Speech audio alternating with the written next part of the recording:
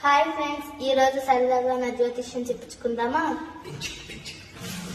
స్వామీజీ, నా జ్యోతిష్యం చెప్పరా?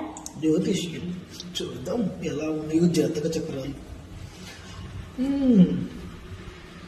ఓ చాలా డేంజర్ జాతకం. ఈ రేఖ చూడు, ఈ రేఖ నువ్వు చదివే చదువు 10 మంది చదువుని సంఖ్య నాకిచ్చి దాంట్లో ముందుండే రకం నీ చదువు. నెక్స్ట్ ఇంకా మగాల జీవితం సంఖ్య నాకిచ్చే జాతకంలో ముందున్న జాతకం నీది. తర్వాత ఇంట్లో వాళ్ళు కూడి పెట్టకుండా సొమ్ము దుకాణం సర్దుకొని వెళ్తావు.